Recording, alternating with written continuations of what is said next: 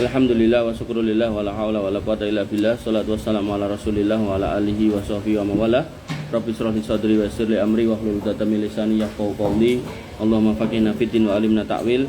Allahumma zidna ilman nafi'an wa rizqan thayyiban wa amalan mutaqabbalan. Allahumma la ilma lana illa ma 'allamtana innaka antas samiul alim wa tub 'alaina innaka antat tawwabur rahim. Amma ba'du. Wa fiddin azani Allah wa iyyakum. Alhamdulillah kita bisa bertemu lagi dalam majelis yang terbaik, yaitu mempelajari Al-Quran dan mengajarkannya. Kita sampai di Quran surat Al-Imran ayat 7. Bener gak? Bener gak? Terakhir ayat berapa? Ayat 56 udah belum? Udah kayaknya. Ayat 7. Halo. Kok iya mungkin? Biar kan udah tak bilang suruh nyatet, kalau udah selesai catat terakhir ayat berapa gitu, nanti ketemu lagi kita tanyakan. Ayat 7. Nih, Allah Subhanahu wa taala berfirman, "Wallazi anzala 'alaikal kitaba minhu ayatun muhkamatun hunna ummul kitab wa ukharu mutasyabihat fa ammal ladzi Waalaikumsalam warahmatullahi wabarakatuh. Fa ammal ladzina fi qulubihim zayghun fayattabi'una ma tashabbaha minhu ibtigha'al fitnah wa ibtigha'a ta'wilihi wa ma ya'lamu ta'wilahu illa Allah. Warasikhuna fil ilmi yaquluna amanna bih kullun min indi rabbina wa ma yadhakkaru illa ulul albab. Rabbana la tuzigh qulubana ba'da idh hadaitana wa hab lana min ladunka rahmah innaka antal wahhab. Rabbana innaka jami'ul nas liyaumin la raiba fih innallaha la yukhliful mi'ad. Wa nifidina azani Allah wa iyyakum. Ayat ini selain kamu hafal, kamu harus pahami, karena kamu akan hidup di zaman yang penuh fitnah, zaman di mana orang senang untuk mencari yang ruwet-ruwet daripada nyari yang terang-terang. Di sini jelas Allah mengatakan, "Wallazi anzala 'alaikal kitab." Allah lah yang menurunkan Alkitab, yaitu Al-Qur'an, kepada kalian. Minhu ayatum muhkamat hunna umul kitab. Bahwasanya di antara isinya adalah ayat-ayat muhkamat, dan itu pokok isi Al-Qur'an. Jadi Al-Qur'an itu difahami pada ayat-ayat muhkamatnya. Waalaikumsalam warahmatullahi wabarakatuh. Dan ayat muhkamat itu ayat yang sudah jelas. Misal haramnya khamr, haramnya babi, perintah sholat, perintah zakat, perintah haji, itu sudah jelas. Jelas maksudnya apa, maknanya apa, udah jelas. Nah, dan itu Hunna umul kitab, isinya Quran itu. Nah, kemudian wa ukharu mutasyabihat, ada tambahannya, yaitu ayat-ayat mutasyabihat. Ayat mutasyabihat itu ayat yang tidak diketahui maknanya, tidak diketahui maksudnya kecuali Allah Subhanahu wa taala.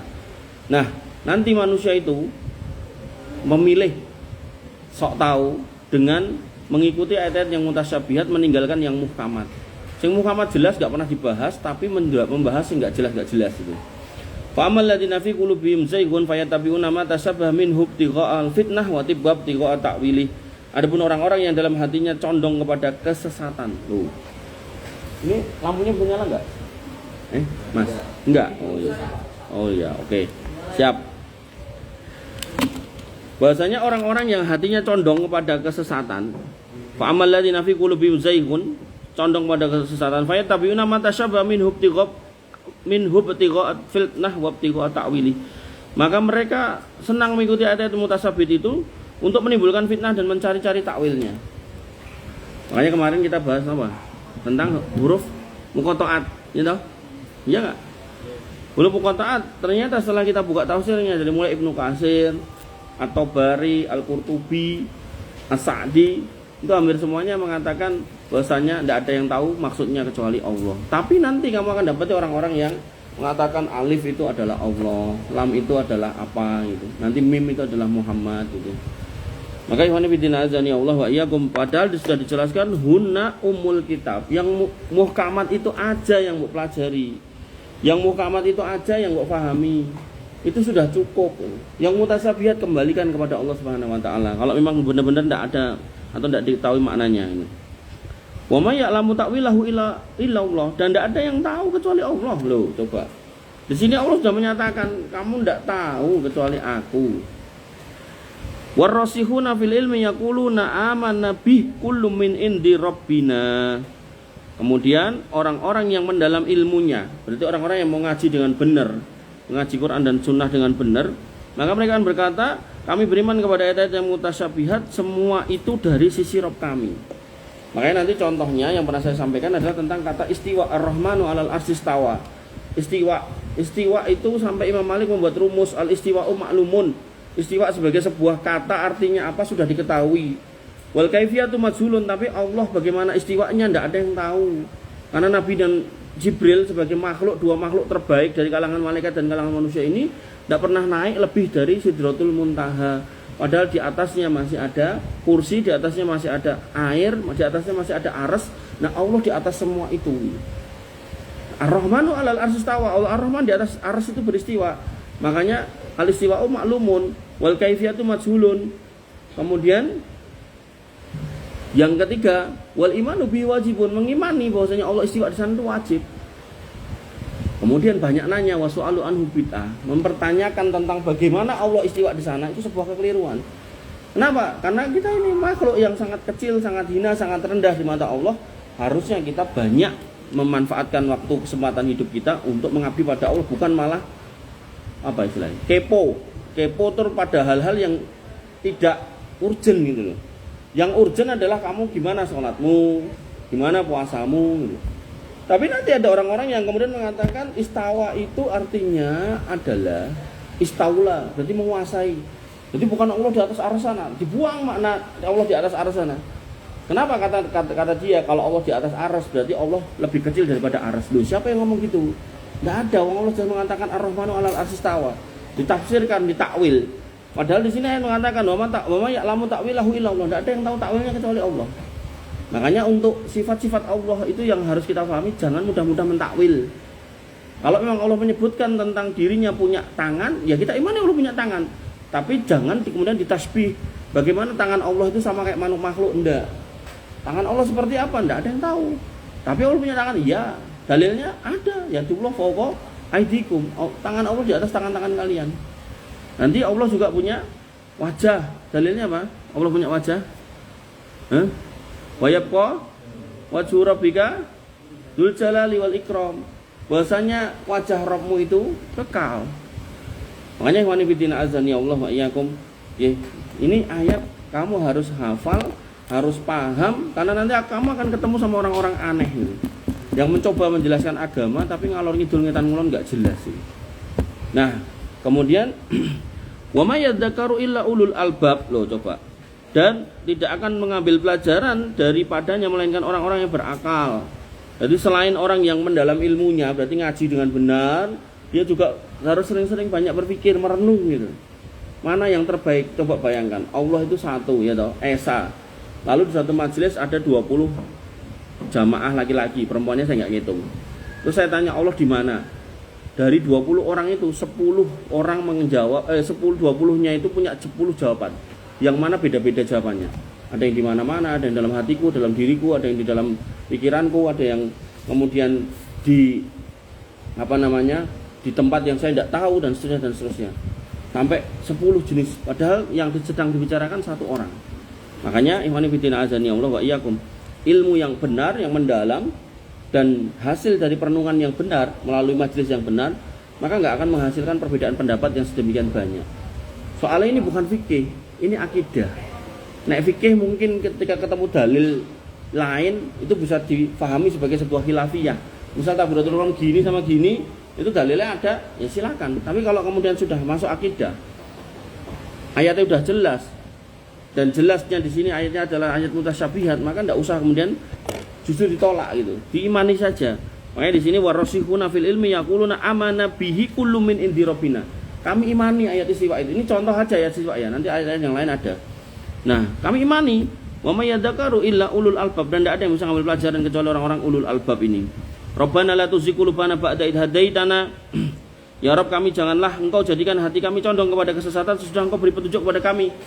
Kamu udah dikasih petunjuk nih untuk datang ke sini, untuk duduk di sini. Jangan sampai nanti kamu mengikuti orang-orang enggak jelas seperti itu. Dan orang-orang seperti itu banyak yang bergelar panjang, duduk sebagai dosen dan seterusnya. Hati-hati.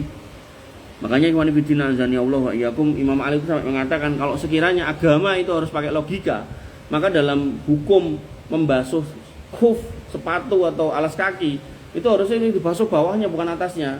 Mau pakai sepatu, kudune kan bawahnya bukan atasnya. Tapi fikih mengatakan apa? Yang dibasuh tuh, yang diusap tuh atasnya bukan bawahnya. Makanya agama enggak selalu harus sesuai dengan logika kita. Bukan berarti agama tidak bisa dilogika, bisa. Cuman kadang logika kita itu belum nyampe. Makanya dalam konteks Isra Mi'raj, orang-orang yang melogika perjalanan beliau SAW ke langit yang ketujuh tidak nyampe, akhirnya mereka murtad lagi. Tapi orang-orang yang beriman, warasikhuna fil ilmi tadi, yaquluna rabbana warasikhuna fil ilmi yaquluna amanna bihi kullu min indina. Kami beriman. Makanya Abu Bakar itu ketika dikasih tahu, temanmu loh sudah gila. Kenapa? Dia mengatakan dia tadi malam itu ke Baitul Maqdis, habis itu naik ke Sidratul Muntaha. Itu kan wong ra cetha gitu kan. Dan itu terjadi dalam waktu 1 malam gitu kan. Terus kata Abu Bakar, bahkan nek ngomong lebih dari itu, maka aku tetap akan mengimani. Coba. Artinya keadaan yang difahami oleh orang beriman tidak akan difahami oleh orang-orang yang tidak beriman. Dan orang beriman akan berusaha untuk menerima apa yang dia belum bisa tangkap secara logika dia dengan imannya dulu. Baru nanti dia akan menjadi orang-orang yang ulul albab ar-rasikhun, yang mendalam, belajar lagi. Jadi gini loh, kalau kamu tidak paham agama, jangan kamu katakan agamanya salah, belajar lagi gitu. Tapi kalau kamu tidak pernah belajar, ya nggak pernah kamu jadi ulul albab. Makanya sifat dari ulul albab itu orang yang senang belajar, bukan orang yang malas-malasan belajar. Nah, kemudian mereka, Rabbana la tuzigh qulubana ba'da idh hadaitana wa hab lana min ladunka rahmah. Ya Allah, janganlah Engkau jadikan hati kami condong kepada kesesatan sesudah Engkau beri petunjuk kepada kami, dan karuniakanlah kepada kami rahmat dari sisi Engkau. Innaka antal wahhab, sesungguhnya Engkau lah yang mengumpulkan manusia untuk menerima pembalas. Sesungguhnya Engkau lah yang memberi karunia. Rabbana innaka jami'un nas liyaumil la raiba fi. Ya Rabb kami, sesungguhnya Engkau lah yang mengumpulkan manusia pada hari yang tidak ada keraguan di dalamnya. Innallaha la yukhliful mi'ad, sesungguhnya Allah tidak pernah mengingkari janjinya. Wa nabiyina azan ya Allah wa iyyakum. Allah Subhanahu wa taala mengabarkan bahwa di dalam Al-Qur'an terdapat ayat-ayat muhkamat, dan ini adalah induknya Alkitab, yakni ayat-ayat yang petunjuknya jelas lagi terang, tidak ada kesamaran bagi siapapun, dan di antara juga ada ayat-ayat lain yang petunjuknya tidak jelas bagi kebanyakan orang atau sebagian dari mereka. Maka barang siapa yang mengembalikan yang tidak jelas darinya kepada yang jelas, menjadikan yang muhkam sebagai titik pemahaman terhadap mutasyabih tidak jelas, berarti dia telah mendapat petunjuk. Artinya orang yang kemudian sibuk dengan yang jelas itu adalah orang yang selamat daripada orang yang menyibukkan diri dengan yang nggak jelas. Jelas itu barang nggak jelas kok kemudian disibukkan menggali di situ. Makanya nanti ada orang yang kemudian gini, Nabi SAW jelas mengatakan bahwasanya man shalla alayya sholatan shallallahu alaihi asron. Barang siapa yang bersolat kepadaku sekali, maka dia akan disolawati oleh Allah Subhanahu wa taala atau didoakan oleh para malaikat 10 kali. Dan kemudian Nabi juga mengatakan solawat kita dimanapun, tablughuni haitsuma kuntum, sampai kepadaku dimanapun kamu berada. Nah, nanti ada orang-orang yang tidak cukup hanya dengan bersolawat, bahkan dia memuji Nabi SAW berlebihan, sampai mengatakan bahwasanya bumi, langit, dan alam semesta enggak tercipta karena Nabi Muhammad SAW. Artinya Allah mencipta itu karena ada Nur Muhammad ini. Jadi dia sibuk menggali hadis-hadis dhaif palsu dan meninggalkan hadis-hadis yang sahih. Padahal hadis sahih banyak gitu. Makanya ikhwanifidin azani Allah wa iyyakum, orang yang ulul albab tadi, maka dia akan sibuk pada ayat-ayat yang muhkamat, pada hadis-hadis yang sahih. Dia enggak akan sibuk pada hadis-hadis yang dhaif. Sampai nanti ada sebagian orang itu dakwah keliling mana-mana itu bawa panci, bawa ember gitu kan. Nah, mereka itu bawa buku. Waalaikumsalam warahmatullahi wabarakatuh. Dan bukunya itu isinya itu hadis-hadis dhaif, hadis-hadis palsu. Jadi misal orang yang nggak sholat, nanti dikatakan di situ di kuburan itu akan diblebet sama ular hitam besar gitu kan. Terus nanti macam-macam. Pokoknya hadis yang menakut-nakuti. Ya kalau itu hadis sahih enggak apa-apa, tapi kalau hadisnya palsu, enggak seperti itu kita dalam berdakwah gitu. Ya, wa nafidina azani Allah wa iyyakum. Kemudian maka barang siapa yang mengembalikan yang tidak jelas darinya kepada yang jelas, menjadikan yang muhkam sebagai titik pemahaman terhadap yang mutasyabih, berarti dia telah mendapatkan petunjuk. Barang siapa yang sebaliknya, dia sibuk dengan mutasyabih meninggalkan yang muhkamat, berarti dia belum mendapatkan petunjuk. Oleh karena itu Allah berfirman, "Huwallazi anzala 'alaikal kitaba minhu ayatun muhkamat hunna ummul kitab." Dialah yang menurunkan Alkitab Al-Qur'an kepadamu, di antara isinya adalah ayat-ayat yang muhkamat, itulah pokok-pokok isi Al-Qur'an, yakni induknya menjadi rujukan saat terjadi ketidakjelasan. Jadi rujukannya adalah yang muhkamat.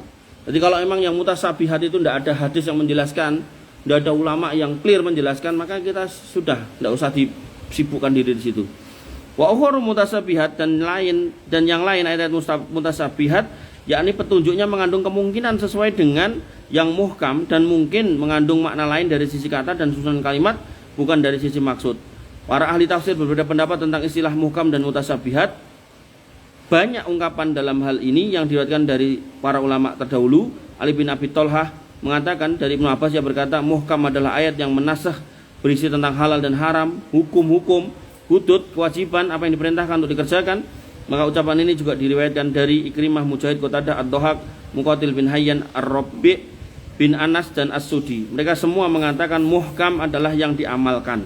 Jadi muhkam itu jelas, perintah sholat, perintah puasa, perintah zakat, perintah berjilbab untuk yang perempuan, perintah untuk larangan untuk berzina, perintah untuk berbakti pada orang tua, larangan untuk berbuat syirik, gitu kan.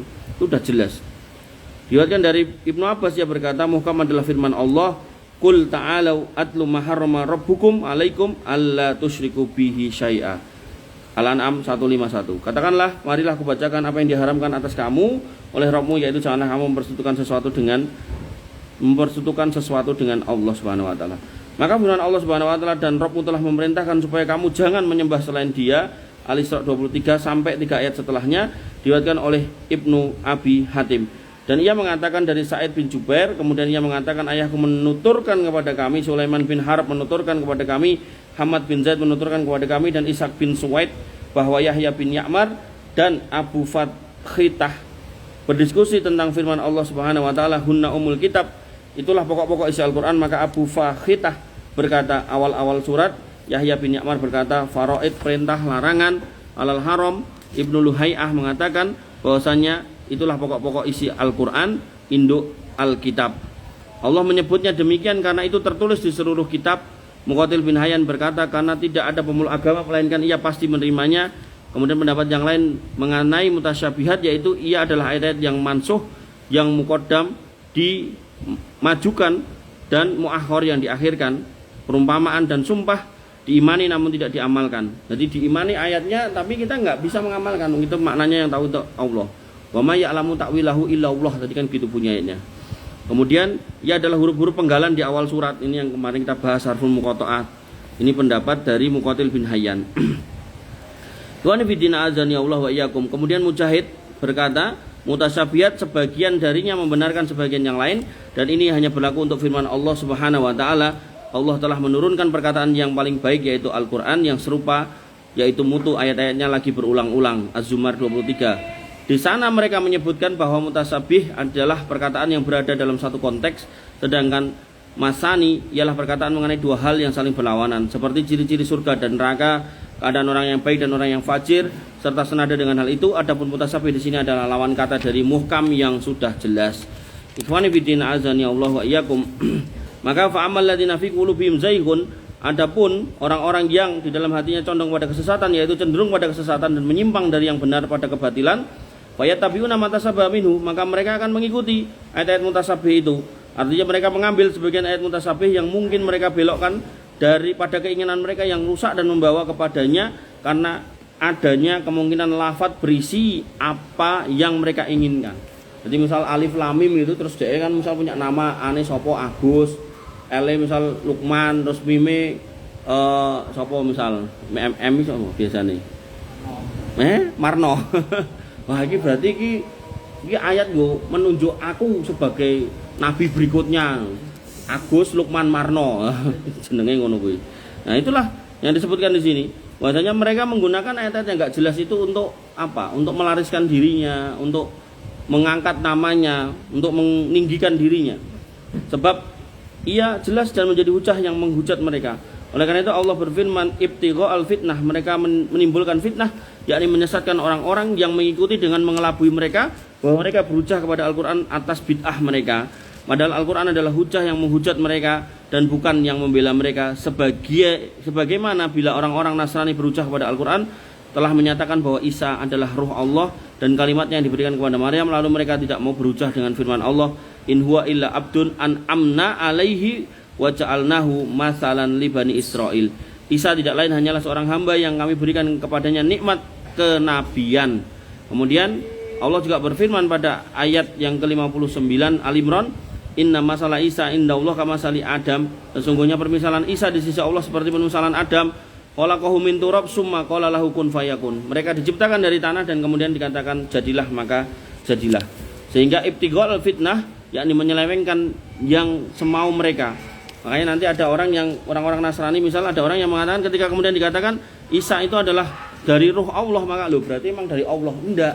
Jadi dari ruh Allah itu maksudnya Allah meniupkan ruh kepada Ibunda Maryam gitu loh. Jadi bukan kemudian ruhnya Allah diambil terus dikasihkan, itu enggak. Wa nabiyina azani Allah wa iyyakum. Imam Ahmad meriwayatkan, Ismail menuturkan kepada kami, Ayub menuturkan kepada kami dari Abdullah bin Abi Mulaikah dari Aisyah yang berkata, Rasulullah SAW pernah membaca firman Allah, dialah yang menurunkan Alkitab Al-Quran kepadamu, di antara isinya ada ayat dan muhkamat. Itulah pokok-pokok isi Al-Quran, dan yang lain ayat-ayat mutasyabihat. Adapun orang-orang yang dalam hatinya condong kepada kesesatan, sampai firmannya orang-orang yang berakal, ulul albab, lalu beliau bersabda, apabila kalian melihat orang-orang yang memperdebatkannya, maka itulah orang-orang yang Allah maksud. Hati-hatilah dengan mereka. Makanya nanti ada mahasiswa-mahasiswa di kampus-kampus Islam, UIN atau apa gitu, mereka melakukan diskusi. Tapi yang didiskusikan itu bukan sesuatu yang baik. Jadi mereka mendiskusikan sesuatu yang nggak jelas, yang samar-samar gitu loh. Dan kemudian mereka berdebat habis-habisan tentang ayat-ayat yang nggak jelas seperti itu. Seolah-olah mereka itu para ulama yang sedang mendiskusikan makna sebuah ayat ini. Nah makanya Islam itu nanti dalam kitab-kitab akidah, kayak kitab akidah Ushulus Sunnah Imam Ahmad bin Hambal, beliau mengatakan jauhi yang namanya jidal wal mira', perdebatan dan pertikaian, pertengkaran, perselisihan tentang agama. Jadi bedakan antara bertanya dengan berdebat. Nek berdebat itu nggak ada yang mau ngalah. Tapi nek diskusi boleh. Diskusi itu dua orang atau tiga orang atau dua kelompok atau banyak kelompok kumpul, lalu mereka sepakat. Siapa yang bisa mendatangkan dalil, kita ikuti. Siapa yang bisa mendudukkan hukum dengan baik, kita ikuti. Ini dalam kultur NU itu namanya bahsul masail. Jadi sebuah masalah dibahas dengan benar. Kita mau apa? Dalilnya apa? Ayatnya apa? Hadisnya sing ndi gitu kan. Sahih ndak? Semua punya dalil. Oke, sahih ora? Ini hasan apa sahih gitu. Oh ini dhaif, ini sahih. Ya udah yang sahih gitu. Gitu. Itu boleh kalau kayak gitu. Tapi kalau kemudian diskusi atau mungkin berdebat, debatnya debat kusir, enggak ada ujungnya, maka Imam Ahmad bin Hambal jauhi yang kayak gitu. Enggak usah kemudian dilateni. Wa nabiyina azani Allah wa iyyakum. Maka dengan demikian hadis ini tercantum dalam Musnad Imam Ahmad dari riwayat Ibnu Mulaikah dari Aisyah, dan di antara keduanya yaitu Abi Mulaikah dan Aisyah tidak ada seorang perawi pun. Ibnu Majah juga meriwayatkan dari Jarud Ismail bin Ulayyah dan Abdul Wahab As-Saqafi, keduanya dari Ayub dari Abdullah bin Ubaidillah bin Abi Mulaikah dari Aisyah. Wa nabiyina azani Allah wa iyyakum. Kemudian bentar, tak carinya lagi. Nah, disebutkan lagi dalam sebuah riwayat, yaitu ketika Nabi SAW membaca, dialah yang menurunkan Alkitab kepadamu, di antara isinya adalah yang muhkamat, itulah pokok-pokok isi Al-Quran, dan yang lainnya adalah mutasyabihat, sampai firman Allah Subhanahu Wa Taala, dan tidak dapat mengambil pelajaran daripadanya melainkan ulul albab.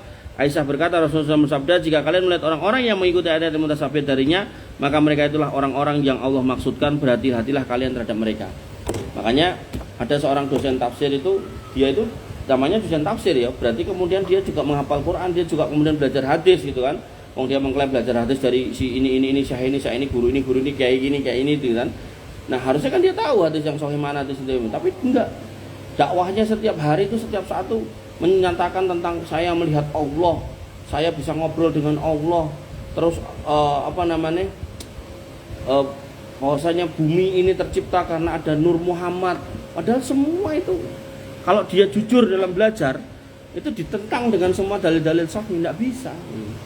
Makanya ikhwan fillah azani Allah wa iyyakum. Nah, orang-orang seperti itu yang dicari ya kedudukan tadi itu.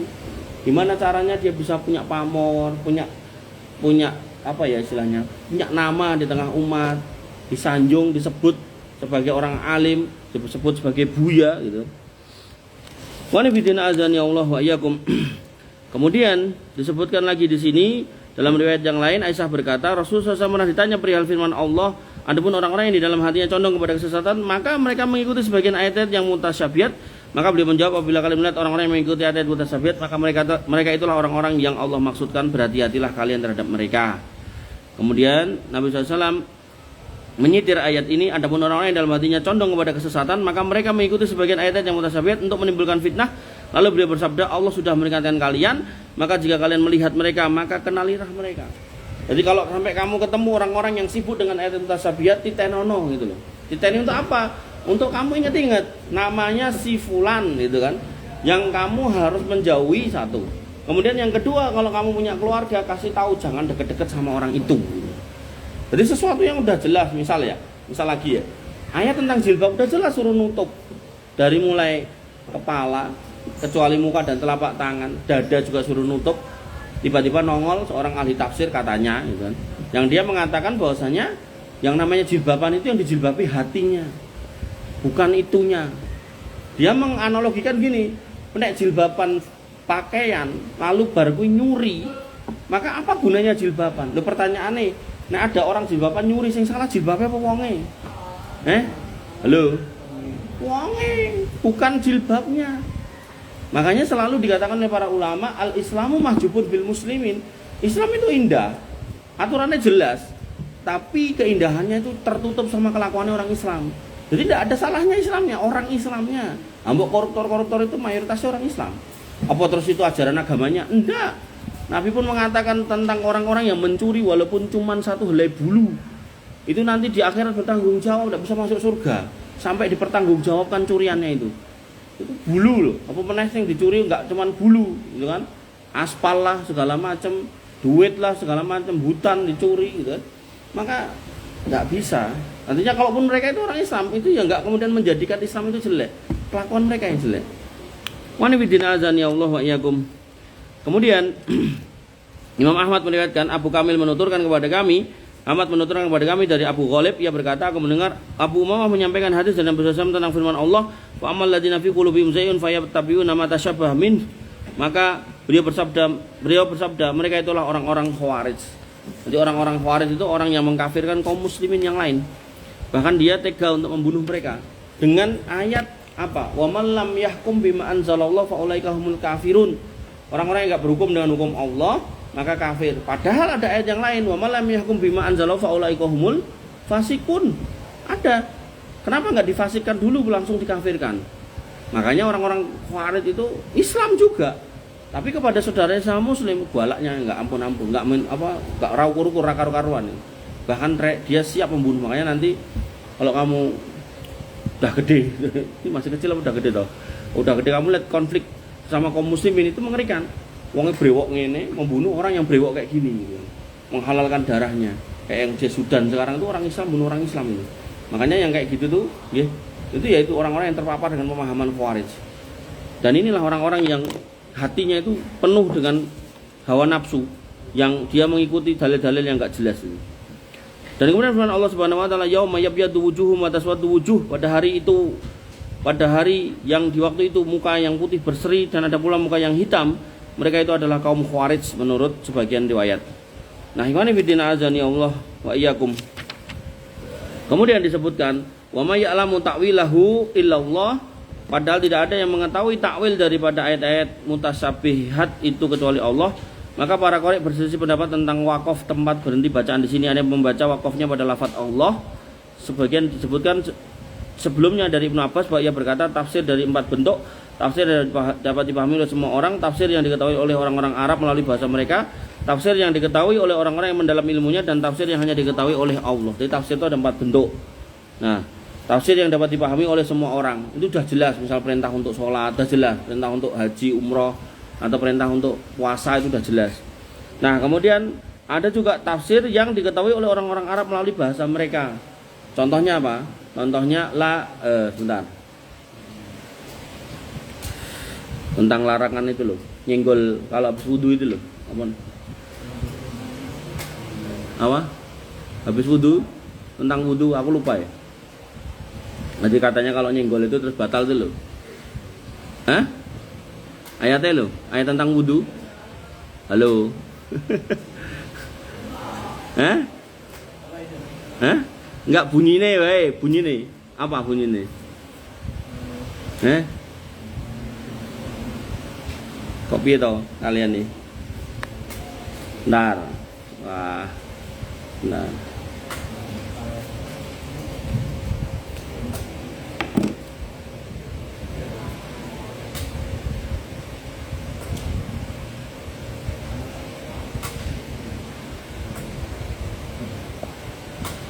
ayat.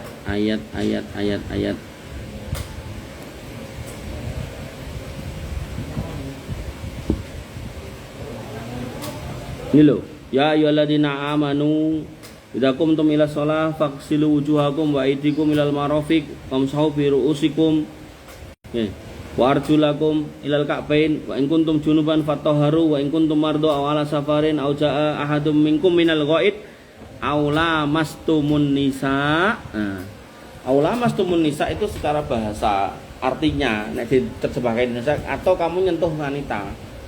Tapi nek dipahami nyentuh wanita terus kamu praktek nanti di Mekah sana ketika umroh tawaf, ya kamu bola-balik batal, wong di sana nanti akan sentuhan. Maka sebagian sahabat ketika ngerti tentang aula mastumun nisa maknanya bukan sekedar nyentuh tapi hubungan suami istri.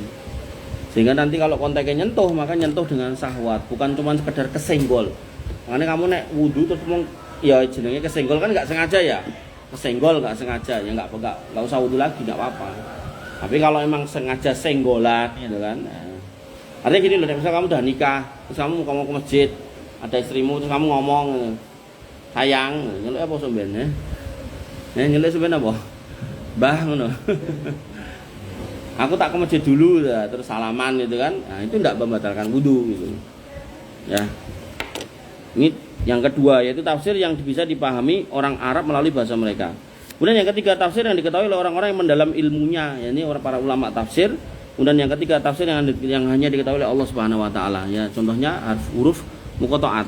Nah, ikhwani fillah azani Allah wa iyyakum, diriwayatkan dari Damam bin Zur'ah menuturkan kepadaku dari Suraih bin Abid dari Abu Malik Al-Asy'ari bahwa ia mendengar Nabi SAW bersabda, aku tidak mengkhawatirkan umatku kecuali 3 hal. 1, bila mereka diberi harta yang banyak lalu mereka saling dengki dan akhirnya saling bunuh. Ini sekarang udah ada. Yang tadi tak contohnya tadi Sudan tadi. Kemudian Alkitab dibuka bagi mereka lalu orang-orang mukmin mengambilnya untuk mencari takwilnya. Jadi bukan ngikuti yang jelas-jelas diperintahkan, sholat terus dia sholat, terus apa, malah dia mencari takwil yang aneh-aneh. Contoh. Ada orang yang kemudian punya anggapan gini, sholat itu artinya mengingat, atau sholat artinya doa. Doa itu artinya mengingat. Berarti nek aku ingat Allah, berarti aku sudah sholat. Ada orang kayak gitu. Padahal Nabi SAW sampai meninggal itu melaksanakan sholat yang makna secara fikih itu yaitu gerakan sejak dimulai dari takbir, kemudian ada rukuk sujud di dalamnya sampai kemudian salam. Dan itu dikerjakan beliau dalam kondisi sehat, bahkan sampai kondisi sakit, tidak bisa jalan sendiri ke masjid kecuali digandeng oleh orang, maka beliau tetap sholat. Nah inilah orang-orang yang tadi dulu mencari takwil ayat-ayat mutasabihat, mencari poin-poin yang enggak jelas. Nanti ada lagi orang yang mengatakan gini, saking cintanya kepada Allah sampai nalar akalnya ini, warasnya ini hilang. Nah akhirnya dia serodok gila. Nah itu nanti mereka bikin istilah namanya majdub. Nah, jadi orang-orang yang akal warasnya tertutup, majdub. Nah sehingga ketika akal warasnya tertutup, nah itu piaraannya siapa itu? Ada tupai itu.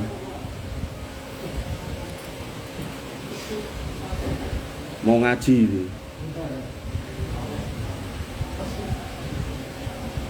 Nah, akhirnya orang-orang yang udah nek mau pegang tangkapan, nek mau tangkap dipelihara. Nah, tuh.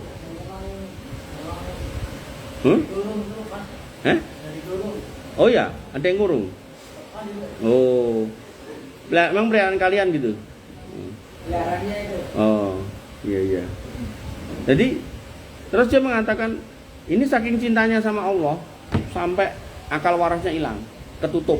Itu namanya level ma'rifah. Nah, orang kayak kita katanya, itu melihat mereka itu orang yang ma'rifatullah.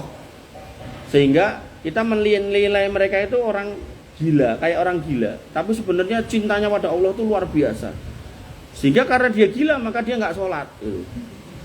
Adapun kita itu level syariat dan masih harus sholat. Wah, nek ngono pilih dadetan gitu mesti. Ya, artinya tidak seperti itu. Nabi yang paling mencintai Allah tidak pernah gila. Nabi tidak pernah kemudian berbuat aniaya sampai kemudian tidak sholat seperti itu. Makanya ikhwan fillah azani Allah wa iyyakum, kalian harus hati-hati sama orang-orang yang seperti itu. Kemudian padahal tidak ada yang mengetahui takwilnya melainkan Allah. Artinya kalau misal kayak alif lam mim, kalau emang nggak ada hadis yang menjelaskan itu ya sudah gitu, nggak usah kemudian sibuk mencari-cari. Kemudian padahal tidak ada yang mengetahui takwilnya melainkan Allah, dan orang-orang yang mendalam ilmunya berkata, kami beriman kepada ayat mutasabihat semua itu dari sisi Rabb kami, dan tidak dapat mengambil pelajaran daripadanya melainkan orang-orang yang berakal, dan ilmu mereka bertambah banyak lalu mereka menyia-nyiakan Al-Quran dan tidak mempedulikan lagi. Jadi orang-orang yang kemudian ngapal Quran tapi dia sibuk dengan yang mutasyabihat, akhirnya nggak dapat petunjuk. Yang ada Quran itu cuma dijadikan alat untuk mencari kedudukan, mencari dunia, mungkin dia mencari wanita dan seterusnya. Nah, ikhwani fillah azani Allah wa iyyakum. Kemudian Nabi SAW bersabda pada riwayat yang lain, sesungguhnya Al-Quran tidak turun agar sebagian darinya didustakan dan dengan sebagian yang lain amalkan apa yang kalian ketahui dan imanilah yang samar bagi kalian. Jadi Al-Quran itu tidak untuk diadu. Ayat ini dengan ini kontradiksi, ini gini, enggak. Tapi lebih kepada bagaimana kemudian kamu dalam hidup, terimalah ayat yang kamu fahami, laksanakan. Adapun yang enggak kamu fahami, maka kamu imani bahwasanya itu firman Allah yang memang ada di dalam Al-Quran. Wanifidina azani Allah wa iyyakum. Ibnu Abbas membaca tidak ada yang mengetahui takwilnya melainkan Allah, dan orang-orang yang mendalam ilmunya berkata kami beriman kepadanya.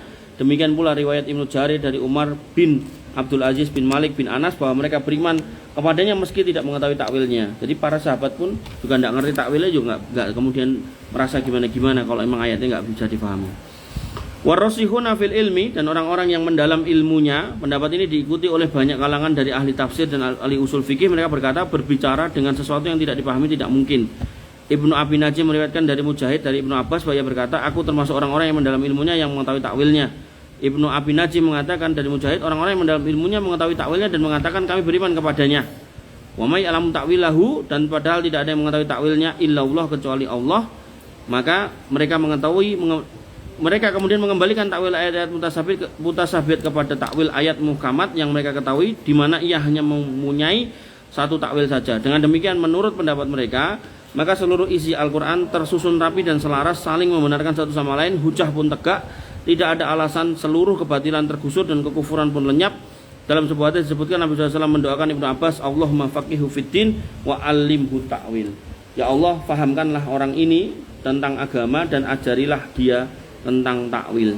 Nah, maka takwil itu kadang dibukakan ilmunya kepada seseorang tapi tidak dibukakan pada yang lain. Tapi takwil siapapun yang paham ilmunya tetap akan dikembalikan kepada ayat dan hadis yang ada, bukan ngarang-ngarang sendiri. Makanya nanti ada orang yang mengatakan nek mau Ramadan atau mau Idul Fitri itu dia mesti menyelisih kaum muslimin di Indonesia dalam sholat Id atau mulai awal Idul puasa itu. Ketika ditanya kenapa kok kamu beda, kata dia saya sudah nelpon Allah gitu. Dengan berbagai macam saya sudah menelpon Allah. Nanti ada orang yang kemudian katanya punya dzikir tertentu yang kalau dzikir itu diucapkan dia akan dicari oleh Allah gitu. Jadi macam-macam apa ya istilahnya, model-modelan orang-orang seperti itu. Wa nafidina azani Allah wa iyyakum. Nah, kemudian di antara ulama ada yang merinci permasalahan ini dengan mengatakan takwil dalam Al-Quran memiliki dua makna. Pertama, takwil dalam arti hakikat sesuatu dan akhir dari sebuah perkara, termasuk dalam hal ini adalah firman Allah Subhanahu wa taala, wa rafa'a abawaihi 'alal arsy wa kharru lahu sujada. Maka dia menaikkan kedua ibu bapaknya ke atas singgasana dan mereka semua merebahkan diri seraya bersujud kepada Yusuf. Wa qala ya abati hadza ta'wilu ru'yaya min qablu qad ja'alaha rabbi haqqan.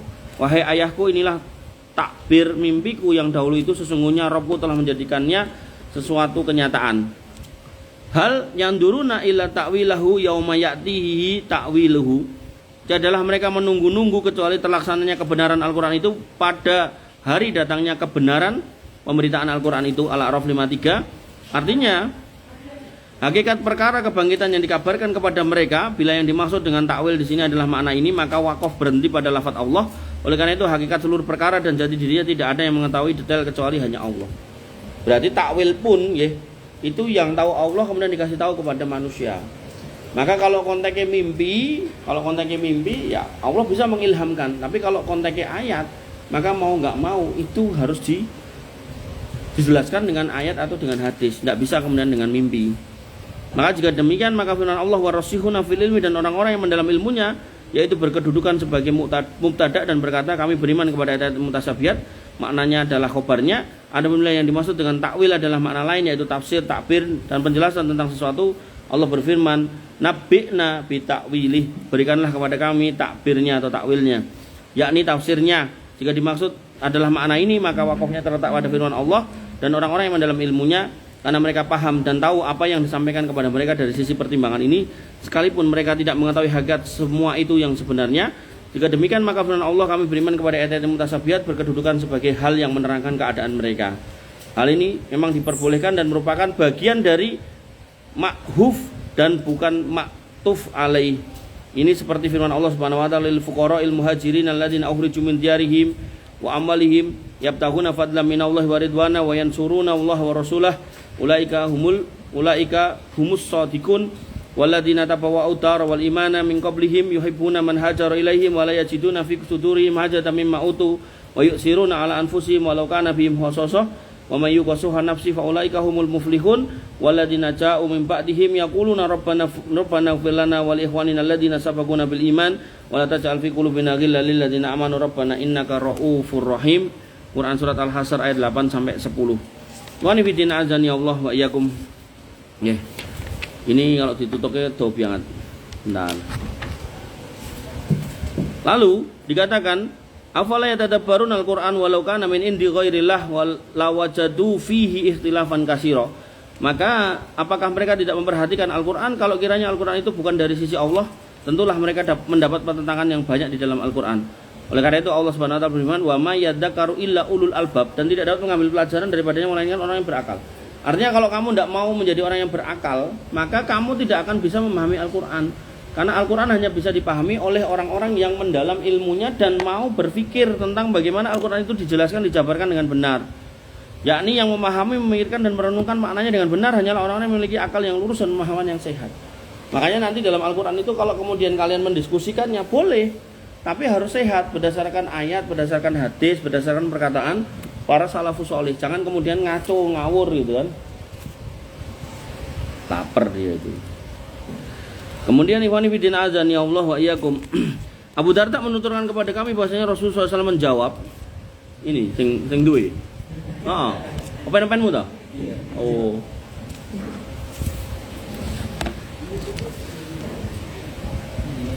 Beliau menjawab, orang yang memenuhi sumpahnya, jujur katanya, lurus hatinya, serta perut dan kemaluannya suci dari hal yang diharamkan, itulah orang-orang yang mendalam ilmunya. Jadi ar-rasihun itu disifati orang yang memenuhi sumpahnya, nek bersumpah dia tepati, terus nek ngajar itu ya enggak ngawur, enggak bohong, enggak dusta, jujur. Kemudian hatinya lurus, niatnya itu menyampaikan ayat Quran, menyampaikan agama, tidak untuk mencari-cari hal-hal yang lain. Kemudian serta perut dan kemaluannya suci, tidak makan yang haram, tidak berhubungan dengan yang haram, dan itulah orang-orang yang mendalam ilmunya. Wa nifidin azani Allah wa iyyakum. Rasulullah SAW pernah mendengar orang-orang yang berdebat, maka beliau bersabda, sesungguhnya orang-orang sebelum kalian binasa hanya karena ini. Mereka membenturkan kitab Allah satu dengan yang lainnya, padahal kitab Allah diturunkan agar sebagian dari sebagiannya membenarkan sebagian yang lain. Untuk itu janganlah kalian dustakan sebagian dengan sebagian yang lain. Katakanlah apa yang kalian ketahui darinya dan serahkanlah apa yang tidak kalian ketahui darinya. Banyak kalau di dalam Al-Quran, kalau memang kamu tidak tahu, walaupun kamu hafid Quran misal, kalau kamu ditanya ini makna ayat ini apa mas, emang kamu tidak tahu, jawab aja saya tidak tahu, belum tahu, nanti saya tak cari tahu, gitu aja. Jadi mengatakan tidak tahu tentang agama itu terhormat ya, bukan kemudian malah terhina gitu, enggak. Wanifidina azani Allah wa iyyakum. Nabi SAW bersabda dari Abu Hurairah, Al-Quran diturunkan dengan 7 dialek. Ada qira'atus sab'ah, dan memperdebatkan Al-Quran adalah sebuah kekufuran. Dia mengucapkan 3 kali, untuk itu amalkan saja apa yang kalian ketahui, adapun yang tidak kalian ketahui maka kembalikanlah kepada yang mengetahuinya. Kemudian dikatakan di sini doa orang yang beriman, Rabbana la tuzigh qulubana ba'da idh hadaitana, ya Rabb kami janganlah engkau jadikan hati kami condong kepada kesesatan sudah engkau beri petunjuk kepada kami, yakni janganlah engkau membelokkan hati kami dari petunjuk setelah sebelumnya engkau menempatkan di atasnya.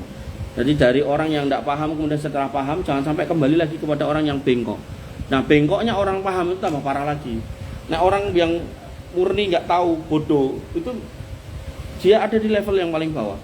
Tapi kalau dia pernah paham agama, terus pemahamannya itu digunakan untuk menjelaskan yang bengkok, nah, dia akan mengajak orang untuk menuju kesesatan. Oh, itu repot banget kalau udah kayak gitu.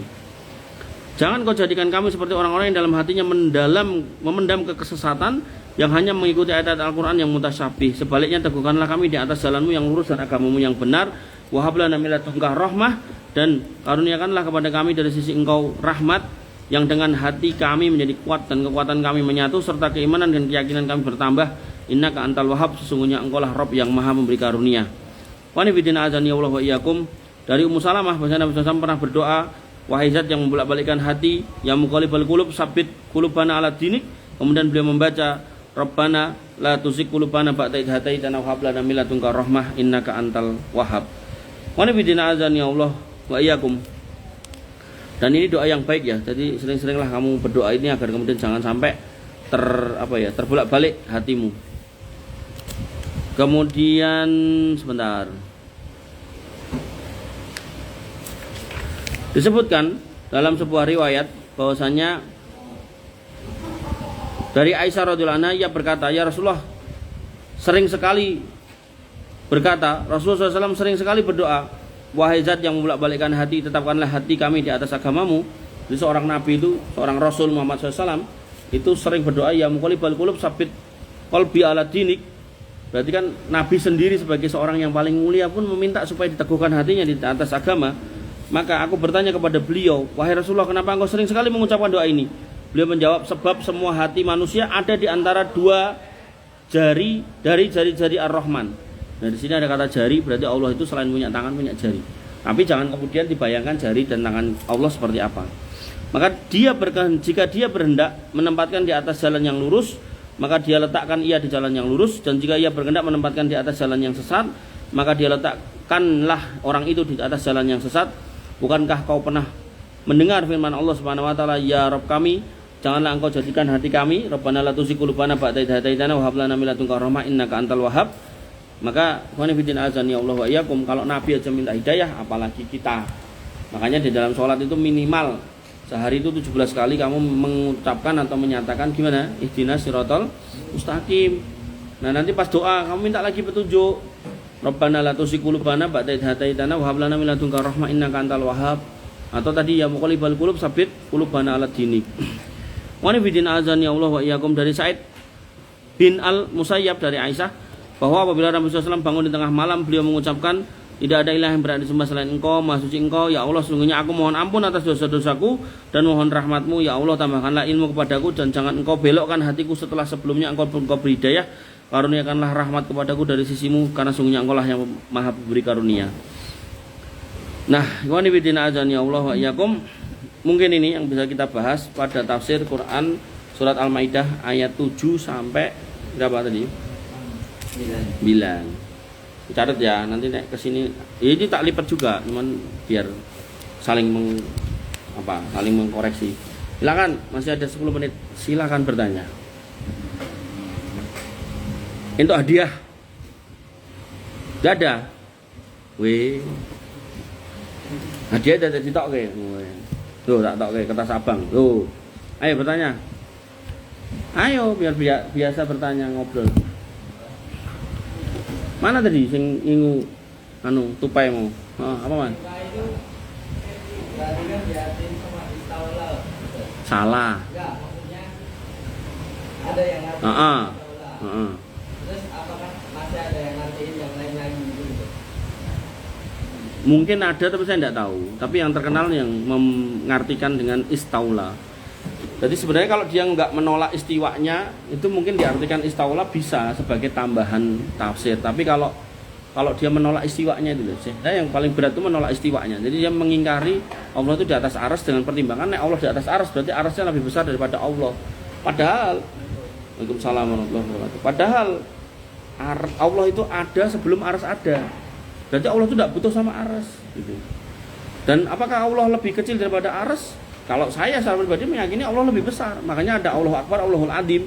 Allah Akbar itu secara zat itu Allah lebih besar dari semua makhluknya. Allahul Adim, Allah yang ada di atas sana itu melingkupi semua makhluknya dengan kuasanya, dengan kebersamaannya. Makanya Yunus alaihissalam ketika di dalam perut ikan di tengah lautan, di tengah kegelapan malam, di tengah 3 kegelapan, ketika mengucapkan la ilaha illa anta subhanaka inni kuntu minadz dzalimin, Allah mendengar gitu. Sehingga ketika dikatakan wa huwa ma'akum aina ma kuntum, itu bukan Allah kemudian di dekat kita gitu, enggak, Allah tetap di sana, tapi ma'iyahnya, kebersamaannya, kuasanya, qudrah irodahnya itu dekat dengan kita. Makanya ikhwan fillah azani Allah wa iyyakum, bedakan antara memahami zat dengan kuasa. Nah, ketika dikatakan istaula, itu biasanya orangnya mengingkari zatnya Allah itu di atas sana. Jika nanti dia mengatakan ketika ditanya, "Lah, terus Allah di mana?" Dia akan menjawab di mana-mana. Padahal ketika kita ngomongkan kursi, Nabi mengatakan langit 7 ke bawah, sak buminya sak isi-isinya. Dibandingkan dengan kursi itu kayak cincin di tengah padang pasir. Yang jadi padang pasir itu adalah kursi Allah, yang jadi cincin itu langit bawahnya sak isi-isinya termasuk kamu. Artinya kalau Allah itu ada di bumi seperti yang mereka maksud, berarti kan kita mengecilkan Allah sedemikian rupa, padahal Allah itu besar. Makanya nanti tauhid yang ini namanya tauhid asma wa sifat. Bagaimana kita menyucikan Allah dari nama dan sifat yang tidak sesuai. Dalilnya laisa kamitslihi syai'un wa huwas samiul basir. Allah itu tidak serupa dengan makhluk manapun dan Allah Maha mendengar, Maha melihat. Maka orang Nasrani gagal di situ. Dia akan mencari penjelasan sedetail apapun untuk menyatakan Allah itu dari atas sana turun ke bumi, masuk ke perut manusia, lahir jadi anak manusia. Padahal tidak muat. Jangankan kok Allah yang maha agung, maha segala-galanya. Loh, kamu aja loh, misal ada gajah misal. Gajah pakai sepatu, kamu pakai sepatu. Sepatumu pakai gajah nggak muat. Sepatu gajah mau pakai kegedean gitu kan. Bahkan bola yang membuat main itu dibuat main gajah nggak bisa. Makanya bolanya dia khusus gitu. Padahal sama-sama makhluk gitu kan. Makanya ikhwan fillah azani Allah wa iyyakum. Ya, warasikhuna fil ilmi yaquluna Rabbana amanna. Orang-orang yang mendalam ilmunya mereka akan mengatakan kami beriman pada ayat-ayat yang mutasyabih, tapi kita nggak akan mendalami sampai kemudian menolaknya. Tapi kalau emang ada dalil yang menjelaskan detail, nah silakan. Gitu. Ada lagi yang lain? Jadi ayat mutasyabih itu diturunin juga buat ujian itu bisa. Nah tadi bunyi ayat tadi gimana tadi? Bunyi ayat tadi kan jelas. Di situ tadi dikatakan bahwasanya ayat mutasyabihat itu fungsi penurunannya itu walladzina fi qulubihim fa ammal ladzina fi qulubihim zayghun fayattabi'una ma tasabba minhu ibtighu al-fitnah wa ibtighu ta'wili, yaitu untuk membuat orang-orang yang hatinya itu ada penyakit dulu, yaitu mereka akan mengikuti fitnah. Makanya nanti di dalam Quran surat, sebentar aku lupa,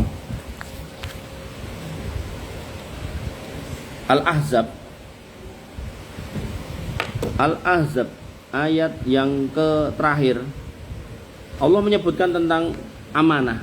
Kalau ini tadi kan Al-Quran ya amanah juga.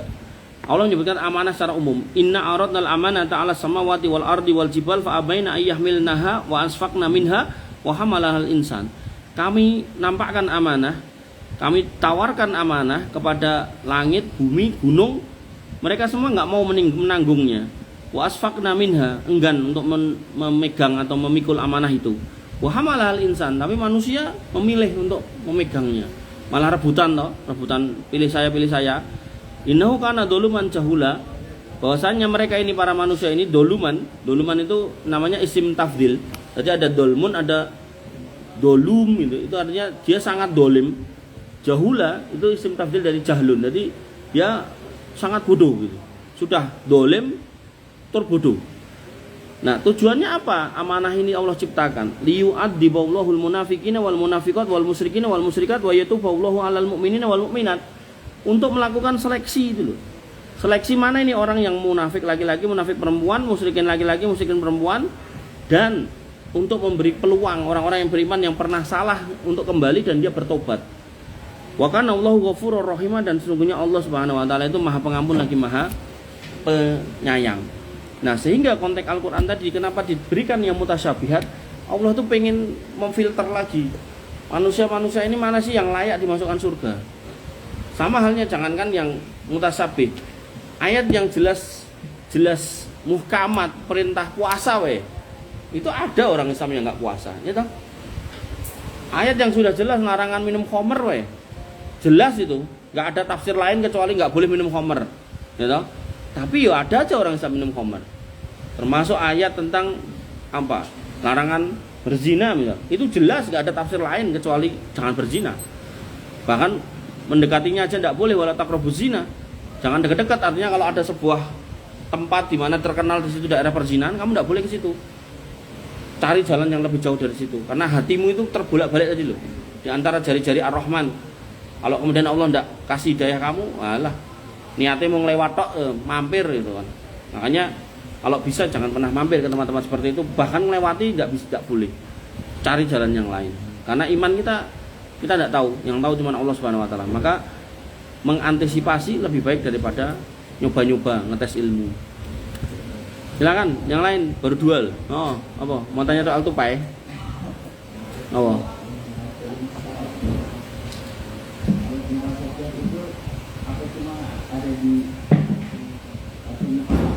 Enggak, kenapa tadi tak cirikan istiwa tadi, tak contohkan tadi ya dullah tadi.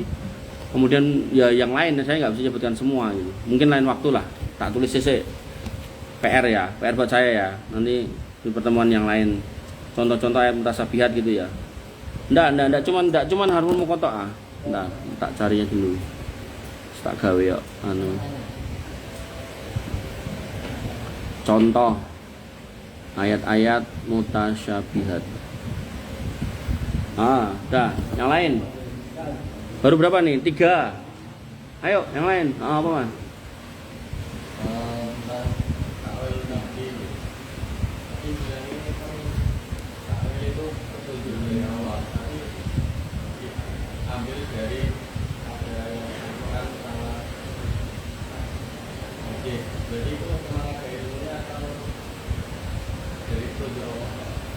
Gini, kalau dibahasakan petunjuk Allah itu yang dilakukan orang-orang sufi.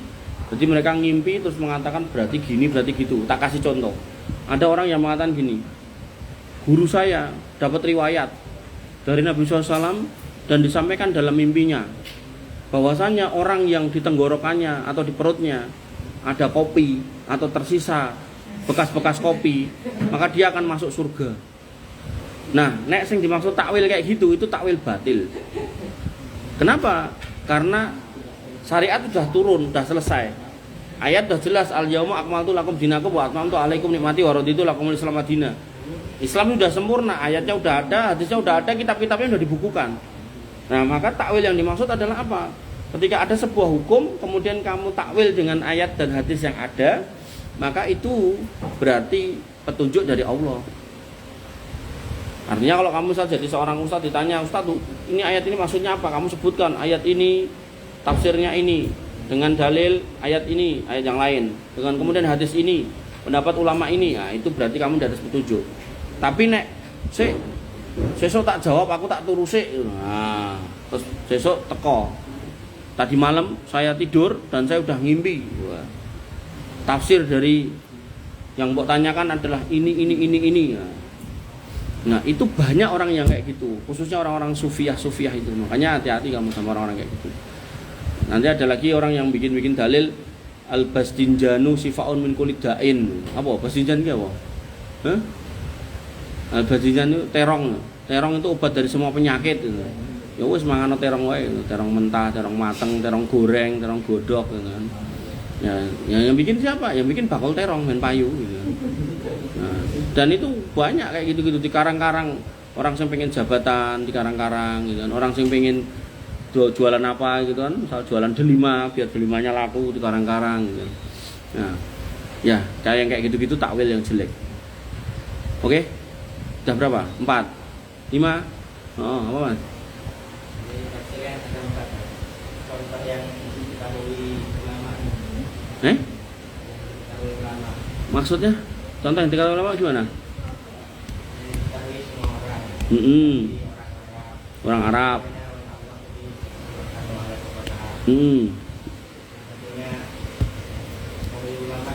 Ini kan udah dibukukan. Ya, kitab tafsir inilah tafsir yang kemudian disusun oleh para ulama. Makanya inilah bentuk takwil yang benar dari ayat. Kan ayat itu kan punya makna. Nah, ditakwil lah oleh para ulama dengan metodologi. Nah, metodologi itu namanya ilmu usul tafsir gitu kan. Nah, ada juga ulumut tafsir juga bisa gitu kan. Nah, di situ caranya ayat ditafsir dengan ayat ditafsir dengan hadis, ayat ditafsir dengan pendapat para sahabat, para tabiin, tabiin gitu kan. Nah, maka lahirlah kitab-kitab ini. Nah, maka tadi ayat atau tafsir yang dipahami semua orang itu yang jelas maknanya, kayak tadi larangan minum khamr kan jelas, semua orang tahu. Kamu baca larangan minum khamr ya kamu jangan minum khamr, jelas itu. Kemudian yang bisa dipahami oleh orang-orang Arab karena bahasanya, maknanya. Kemudian para ulama yang sudah dibukukan. Dan sebenarnya dalam bukunya para ulama ini itu terkandung di dalamnya pemahaman yang dipahami oleh orang-orang Arab itu tadi. Nah, yang nggak bisa dibukukan adalah yang hanya diketahui oleh Allah. Nah, itu yang nggak bisa dibukukan. Nah, nyambung ke pertanyaan temanmu tadi soal takwil yang benar, ya ini sebenarnya artinya dengan kamu membaca kitab ini, memahaminya, ya toh, kamu hakikatnya sedang belajar mentakwil Al-Quran dengan benar. Gitu. Jadi bukan, nah akhirnya memang ayatnya nggak bisa ditakwil karena memang nggak ada dalil pendukungnya, nggak ada penjelasan yang jelas tentang itu, ya sudah kita diem, tidak kemudian banyak komentar. Wabil khusus contohnya tadi huruf muqatta'at, kemudian ayat-ayat tentang tentang sifat-sifat Allah tadi, tentang tangan, tentang wajah. Seperti apa wajah Allah ya kita nggak usah mentakwil, nggak usah menggambar, nggak usah. Kenapa? Ayo, kenapa?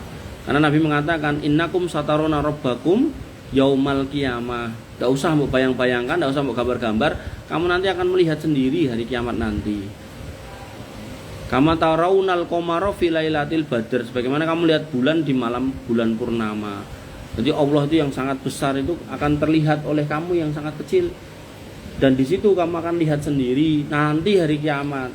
Karena kalau pengen lihat yang sekarang di dunia, Musa pernah mencoba meminta, Allah mengatakan nek gunung kae enggak hancur berarti kowe iso ndelok. Begitu dilihat gunungnya hancur baru kena cahayanya Allah, maka Musa beristighfar, minta ampun, enggak jadi. Makanya ikhwani fillah azani Allah wa iyyakum ya.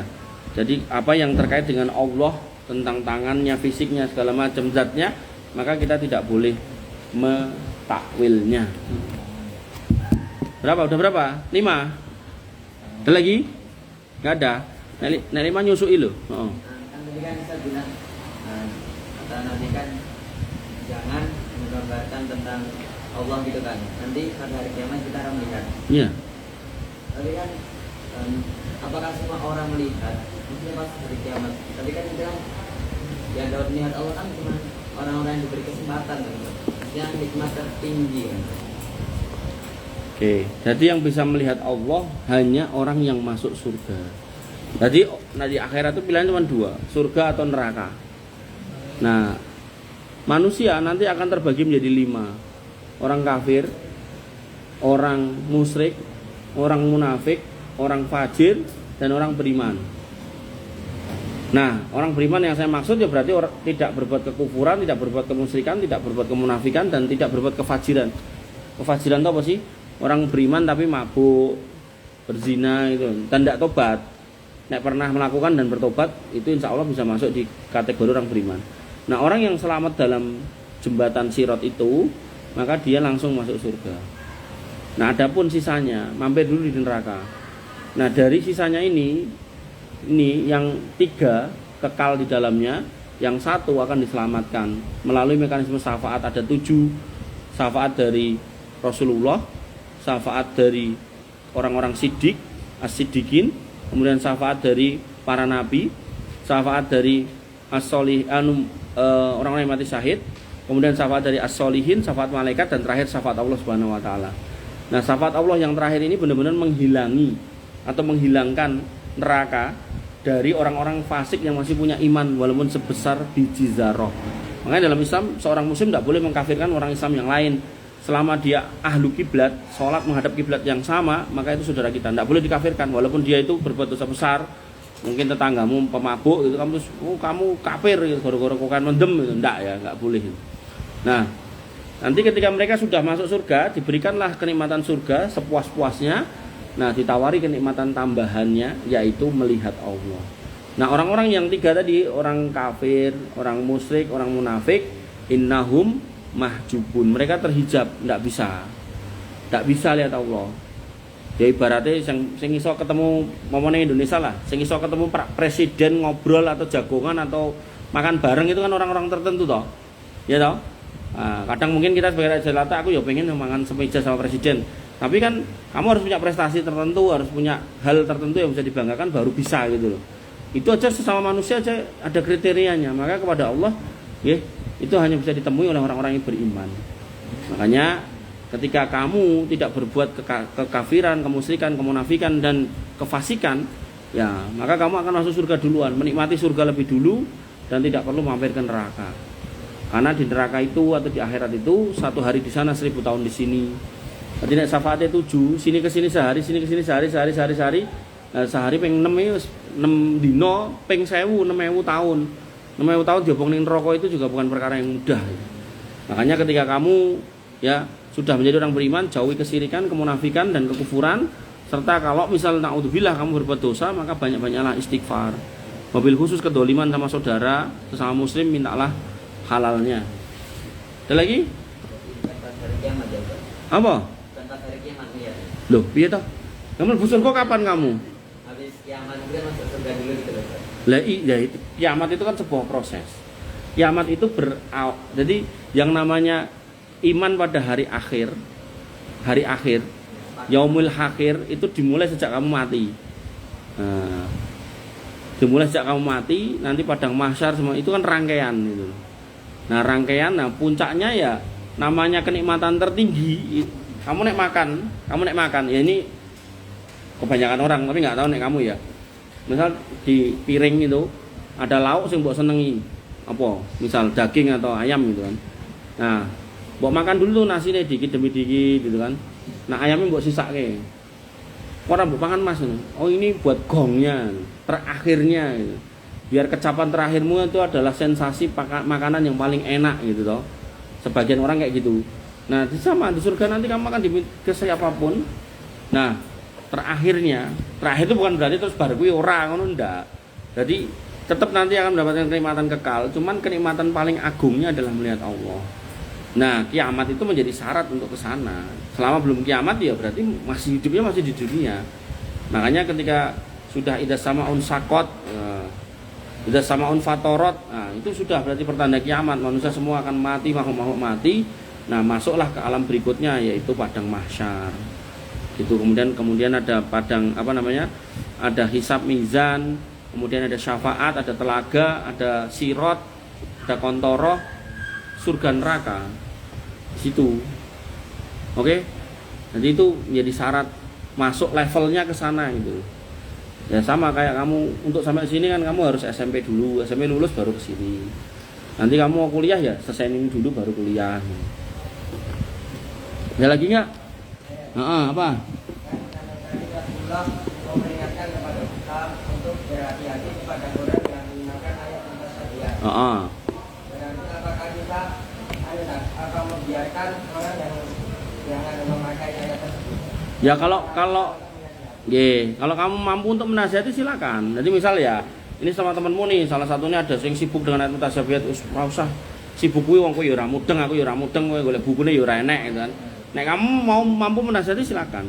Tapi yang dimaksud tadi itu adalah gini, ketika kamu melihat orangnya ini orang yang punya kedudukan, mungkin dianggap kiai, ulama atau dianggap dosen tertentu, sehingga kita nek ngomong ya ora digagas gitu kan. Nah, maka bentengi diri kita, aku anfusakum wa ahlikum naro. Berarti kita jadi gini, kadang kita kan pengajian toh. Nah, kita dengerin itu ustaz kita tak delok-delok kok bahasa mutasyabihat terus-terusan gitu. Nah kita sendiri mau nasihati mungkin yo kejauhan gitu kan, mungkin masjidnya gede banget kayak Istiqlal gitu kan, jauh banget masjidnya gitu kan. Wah yowes berarti kita buat diri kita pageri, berarti nek si fulan ini ngisi saya nggak mau ikut. Makanya tadi saya contohkan tentang ayat jilbab yang udah jelas, kok ditafsirkan sama si ahli tafsir itu jilbabin hati, bukan jilbabin kepala, badan dan seterusnya. Maka saya nggak pernah mau dengerin dia ngisi pengajian. Dan saya juga nggak pernah mau membaca kitabnya, karena saya yakin di dalam kitabnya, di dalam ucapannya itu akan muncul subhat-subhat gitu. Subhat-subhat yang itu kita wallahu alam belum tentu kita punya filter yang bisa menyaringnya gitu. Makanya itu menjadi filter kalau kamu ketemu orang-orang sing sudah seneng ngomong sing aneh-aneh gitu kan. Maka ya nggak usah didengarkan lagi. Tak kasih contoh nih misal, ada ibu-ibu nih ibu-ibu tua ngaji sama saya terus tanya, Pak Ustadz, saya kemarin ngaji di sebuah pengajian. Kata guru ngaji kami di situ, katanya karena kami ini sudah sepuh, maka biar rumah tangga itu bisa hot lagi gitu kan.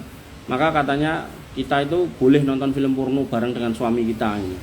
Saya bilang sama beliau, itu Ustadz Racekto aku. Jadi kalau ada yang kayak gitu, ya udah jangan pernah dengerin lagi, jangan pernah datang lagi, jangan pernah diundang lagi, karena dia nggak hati-hati dalam berfatwa. Ayatnya jelas kok, nggak boleh melihat aurat orang lain kok, ini malah kau nonton film porno gitu kan.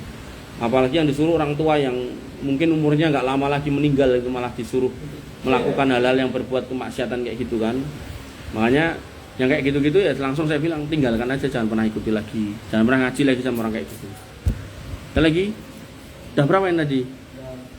7. 6. 4 lagi ayo, ben gak usah nyusui. Apa Mas? Kebanyakan orang belajar ilmu tasawuf. Nah, Kenapa setelah kebanyakan orang itu gila. gila? Nah iya. Ya tadi sumbernya gak jelas tadi. Tadi dia tidak menggunakan ayat Quran atau hadis, dia menggunakan rokyu yang dibangun berdasarkan ngimpi, berdasarkan cerita. Nanti tasawuf itu ada 1000 thariqah. 1000 thariqah menyatakan ini jalan yang paling dekat kepada Allah. Terus kamu mau ngikut yang mana gitu loh. Umet kamu. Makanya orang-orang yang terlalu mendalam tentang itu gila, bener gila. Ada sing ya memang jadi orang gila, ada sing macak gila, ada sing bolah. Pokoknya saya tuh paling enak tuh ngikuti Quran Sunnah, penak. Enggak usah aneh-aneh. Banyak sing gila. Makanya saya dulu pernah nasihati teman saya non muslim toh, pengen tak ceramai gitu. Ya sudah mulai. Cuman dia akhirnya bilang gini, "Sik Mas, stop. Mau coba tutuke ini." Loh, emang apa ini? Dia bilang gini. Ini wae, aku duwe pertanyaan yang sampai sekarang itu saya belum bisa menemu jawabannya. Apa saya bilang ini?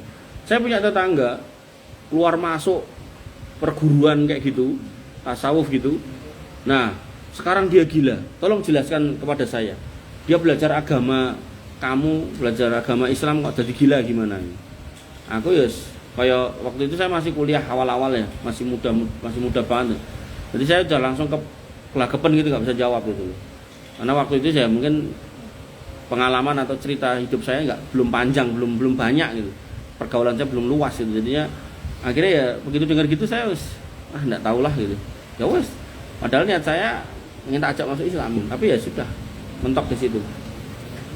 Ada lagi 7, 3 lagi. Ayo. Yang belajar tapi caranya gimana ya? Ada pondok bisa ngajar selain manusia kan? Lah iya. Si Habib Lutfi bin Yahya ngomong menceramai rajanya jin. Saya nggak percaya. Kenapa? Karena Nabi itu ketika menemui kumpulan jin, Nabi bersama dengan seorang sahabat. Kemudian Nabi bikin garis. Sret, enten ono kene aku tak rono. Jadi sahabatnya pun nggak dikajak, yuk melu yuk ngobrol karo dhek. Nah, makanya dalam Islam itu orang yang bisa ngeliat aneh-aneh itu justru orang sakit, bukan orang bener. Bisa ngobrol dengan jin, nonton aneh-aneh itu bukan orang baik, malah itu justru orang salah itu. Harus diruqyah. Oke, jadi kalau omongannya aneh-aneh itu sampai ada yang ngomong apa di kuburan itu ketika digali. Nah, namanya kuburan kan orangnya pakai pocong toh. Katanya pas digali itu dia baru duduk baca Quran gitu. Terus karo makan gedang goreng gitu. Ya kan aneh-aneh itu Habib itu. Makanya ketika sekarang ada ilmu tentang DNA, dites DNA meleset dari DNA Nabi. DNA-nya dia kodenya G. G itu bukan kode Nabi gitu. Bukan kode dari keturunan Nabi gitu. Habibnya palsu kabeh itu.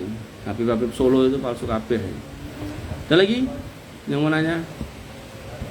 Wis piro itu kurang 3 neh lho. Ayo. Enggak apa-apa. Apa nyanyi tumpah lagi? Telek tumpah najis apa enggak gitu. Ya ndang kok. Malah ditawaki kancane. Cepet toh. Selak asar.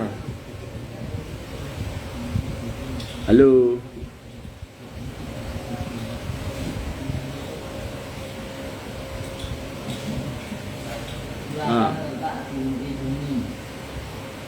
kita amalan kita yakni sijin. Terus ini itu apa? Iliyin. Wa ma adraka ma illiyun, kitabum marqum, satu tempat untuk meletakkan catatan orang yang al-abror. Di mana itu? Di bawah arsy Allah. Al-Mutaffifin, kamu udah hafal tuh juz 30 tuh. Kalla inna kitabal abrori lafi illiyin. Wa ma adraka ma illiyun, kitabum marqum, yasaduhul muqarrabun. Jadi tempat di mana diletakkan catatan orang-orang baik dan dijaga di sana, yasadul muqarrabun, dipersaksikan oleh malaikat yang dekat dengan Allah, malaikat yang menjunjung arsy Allah yang ada 8 itu di atas sana, di bawah arsy Allah. Nah. Apa Mas? Udah 8, 9.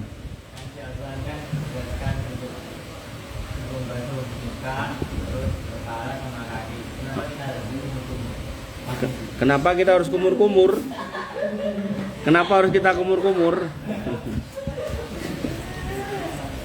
Oke, saya ini pertanyaan nih. Di Quran kan nggak ada perintah dipocong. Kenapa kita harus dipocong nek mati? Nah, itu hampir sama kayak gitu. Nah, jawabannya ya wa ma atakum rasulu fakhuduhu wa manahakum anhu fantahu. Apa yang datang dari Nabi itu ikuti, yang dilarang jauhi. Kemudian nanti ayat yang lain, in kuntum tuhibunallah fatabi'uni yuhibbukumullah wa yaghfir lakum dzunubakum. Kalau kamu mengaku cinta Allah, ikuti aku. Jadi dalam Islam ya enggak cuma dibangun dari ayat tok, tapi juga dibangun dari hadis. Hadis melengkapi ayat, hadis mentafsirkan ayat. Kemudian ayat menjadi pondasinya, hadis kemudian menjadi pelengkapnya yang menjabarkan seluas-luasnya. 9, 10. Ayo 10, satu lagi, cepet. Ayo. Lumayan sobat uci loh, nyoh, tak serahke iki, pulaunan. Sing tanya tadi, yang nggak nanya nggak usah. Ayo satu lagi tapi. Apa?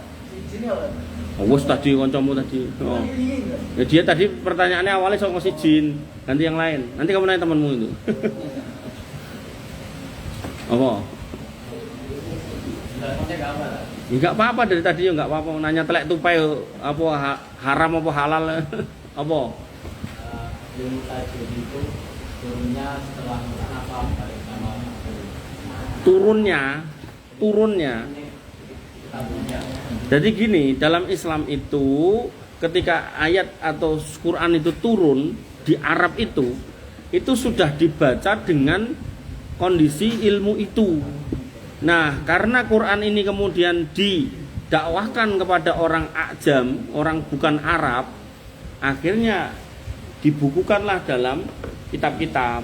Muncullah akhirnya nahwu, shorof, termasuk tajwid, ilmu qiraah muncul. Tapi pada asalnya itu sudah ada itu. Pada kondisi mereka di Arab itu loh, itu yus ngono gitu. Ibaratnya gini, ini lingkungan Jawa, ya toh. Orang udah ngomong bahasa Jawa, ada Jawa Ngoko, Jawa Kromo Inggil gitu kan. Nah, tiba-tiba datang orang Inggris, orang Amerika, orang Kalimantan ke sini. Nah, ini apa nih? Nah, terus orang Jawa bilang, "Oh, biar kamu mudah tak tulis ke buku belajar bahasa Jawa. Nih, kalau mau belajar nih urutannya kayak gini." Nah, gitu. Jadi ilmu itu muncul, istilah-istilah keilmuan itu muncul belakangan, tapi sebenarnya hakikat ilmunya sudah ada, sudah dipraktekkan, sudah diamalkan. Jadi ndak kemudian dulu Quran tuh dibaca sak-sae gitu, ndak. Alhamdulillah kita enggak, ya sudah dibaca dengan tajwidnya. Bahkan kamu kalau pengen tahu, dulu Quran itu tulisannya itu cuman gerigi-gerigine tok itu. Bukan harokate, enggak ada, bahkan titiknya pun enggak ada. Makanya disebut 7 qiraat itu karena titiknya enggak ada.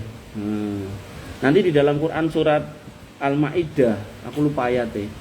Di situ orang Bani Israel bertanya, hal yastati'u rabbuka ayyunzila minas sama'i ma ayyunzila ma'idatan minas sama. Apakah Rabbmu bisa menurunkan buat kami hidangan dari langit? Hal yanzilu, hal yastati pakai ya.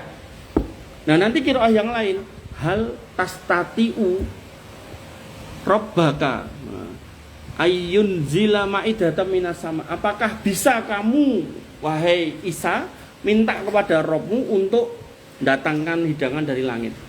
Jadi mukhatabnya atau yang disebutnya berbeda. Yang awal nanti ya-nya itu kembali kepada Allah, yang taknya ini kembali kepada Isa yang kedua. Nah, itu namanya perbedaan qiraah. Nah, itu dulu itu karena adanya mau gini tok itu loh Mas. Jadi titik ewe enggak ada. Makanya beruntung kita itu sudah dikai titik, sudah dikai harokat. Nah, ben nambah bagus lagi, muncullah tajwidnya, muncullah tahsinnya. Nah, tuh. Ya, tapi pertanyaan bagus enggak apa-apa. Oke, cukup ya. Apa? Benar. Bahkan ada 7, tapi 7 nggak selalu tepatnya di situ terus jadi 7 gitu enggak. Nanti jadi kayak misal kamu pernah dengar barangkali wadduhe walaili idza saje, itu ada kayak gitu. Dan itu boleh benar. Makanya nanti tinggal riwayat siapa, riwayat Nafi, riwayat Hafsah. Makanya kamu toh nek mau jadi ahli Quran bener sampai ngerti ilmu-ilmu di dalamnya dari mulai tafsirnya, qiraahnya, itu kamu bakal dicari wong sak donya, enggak cuman dicari buat ngajar SD atau TK gitu, enggak, dicari orang sedunia. Nek kamu sampai bisa macam-macam qiraah ini, qiraah 7, qiraah 7 ini kamu sampai bisa, itu kamu akan dicari orang sedunia. Nah, makanya semangat belajar yang baik. Oke, kita tutup dengan doa. Bismillahirrahmanirrahim. Alhamdulillahirabbil alamin, hamdan syakirin, hamdan naimin, hamdan yafi ni'amahu yukafi mazidah. Ya Rabbana lakal hamdu kama yanbaghi li jalalika wa adhimi sultanik. Rabbana lakal hamdu anta nurus samawati wal ard wa man fina wa lakal hamdu. La ilaha illa anta subhanaka inna kunna minadh dhalimin wa illam taghfir lana wa tarhamna lanakunanna minal khasirin. Allahumma ighfir lil muslimina wal muslimat wal mu'minina wal mu'minat al ahya'i minhum wal amwat innaka samiun qaribun mujibud da'wat wa yaqdiyal hajat. Rabbana ighfir lana dzunubana wa liwalidina warhamhum kama rabbawna shighara. Allahumma ighfir lahum warhamhum wa'afihim wa'fu anhum wa akrim nuzulahum wa wasi' wa adkhalahum waghsilhum bil ma'i wasalji wal barad. Allahumma ja'alna minas solihin, Allahumma ja'alna minas solihin, Allahumma ja'alna minas solihin wajma'na fi zumratil muwahhidin wa adkhilna jannatika jannatin na'im jannatil firdausil a'la ya arhamar rahimin. Rabbana atina min ladunka rahmah wa hayyi' lana min amrina rasada. Rabbana atina ma wa'atana ala rasulika wa la tukhzina yaumal qiyamah innaka antas sami'ud du'a innaka la tuliful mi'at. Rabbana atina fid dunya hasanah wa fil akhirati hasanah wa qina adzabannar wa qina adzabannar wa qina adzabannar. Wa akhiru ta'wana alhamdulillahi rabbil alamin wa sallallahu ala nabiyyina Muhammadin